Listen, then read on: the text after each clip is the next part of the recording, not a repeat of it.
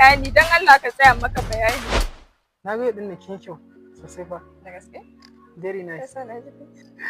In ga miki wani abu? Kin fi kyau. In kuka haɗa hanya da kyau sai ya tabbatar da cewa shi ba kyau bane ga kyau a tare da ke. Kai ka san me? Sai kin faɗa. In babu kai ba zan taɓa iya rayuwa ba. Ya ilahi alamina. Sai dai ka fi ni kyau.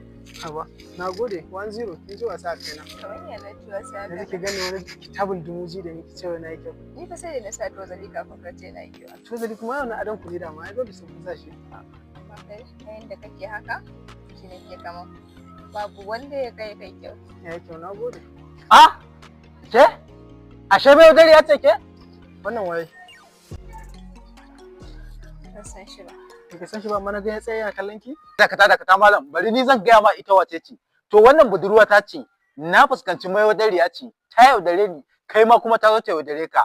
To bari ki ji, wallahi tallahi daga yau ba za ki sake yaudaran mu ba. Kin ji na gaya miki wallahi. No, ba wani abu da zan tsaya. Ya tsaya fahimtar da kai mana. Kar ka ja, mai wadariya ce. Ka tsaya ka ji. Ba wani abu da ki ce mu. Ai kar ka ja kawai, wallahi mai wadariya ce wannan. Ka gane ni gida?